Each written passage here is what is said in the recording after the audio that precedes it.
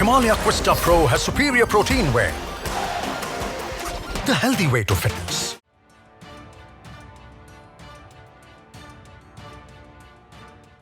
नमस्कार, यूपी तक देख रहे हैं आप। मैं हूं आपके साथ में गौरांशी श्रीवास्तव।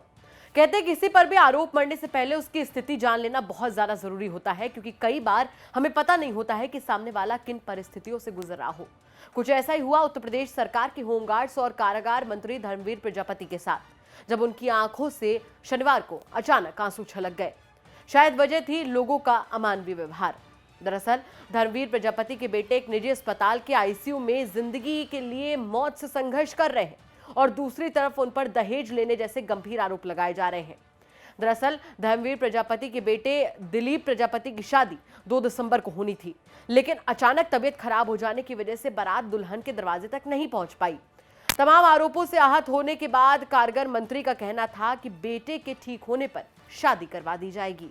परिवार में रहते हैं और सांसारिक बातें और सांसारिक मोह ममता भी है। ऐसा नहीं है कि बिल्कुल वैराग्य हो गया है। बहुत मन दुखी है। बेटे की स्थिति बहुत गंभीर है। फिर भी क्योंकि अगर शायद ये बंदी भाइयों का कार्यक्रम नहीं होता तो मैं नहीं आता,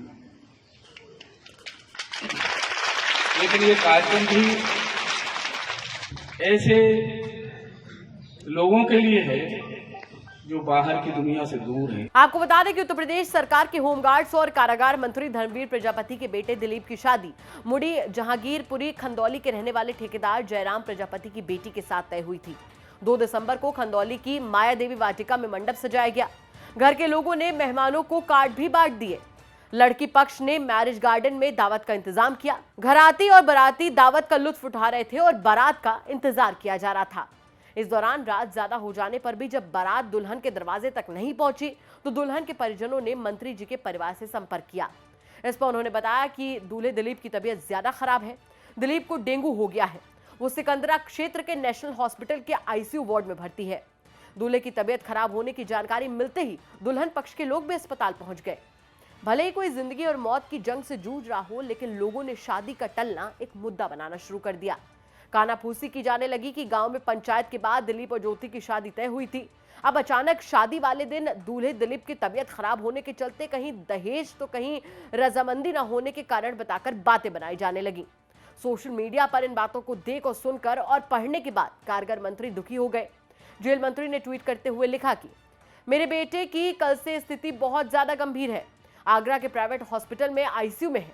ऐसी स्थिति में कुछ लोग राजनीति कर रहे हैं, वह सोशल मीडिया पर अनर्गल बातें चला रहे हैं। ऐसे लोगों की वजह से मन बहुत दुखी है। भगवान से प्रार्थना है ऐसे लोगों को सद्बुद्धि दे।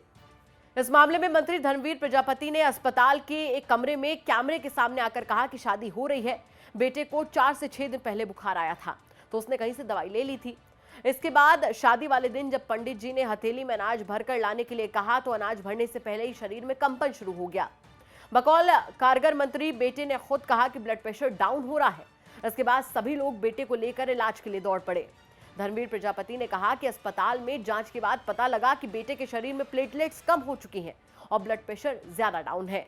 मंत्री ने कहा कि बारात नहीं पहुंची तो तरह तरह की बातें हो रही हैं, जबकि ऐसा कुछ भी नहीं है।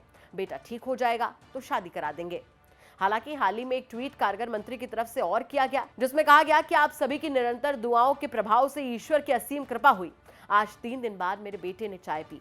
आप सभी का मेरे व मेरे परिवार की ओर से कोटि कोटि अभिवादन। इसी तरीके से सभी मेरे व मेरे परिवार पर अपना असीम प्रेम बनाए रखिएगा। जाहिर है कि धर्मवीर प्रजापति एक नाजुक दौर से गुजरे। अब उनका बेटा भी ठीक हो रहा है, लेकिन जिस तरीके से बिना पूरा मामला जाने जो आरोप उन पर लगे, उससे वो काफी ज्यादा आहत भी नजर आए। आप तक इस खबर को पहुंचाने का श्रेय जाता है मेरे सहयोगी अरविंद शर्मा को। उत्तर प्रदेश से जुड़ी ऐसी तमाम बड़ी और छोटी खबरों के लिए आप बने रहे यूपी तक के साथ। नमस्कार।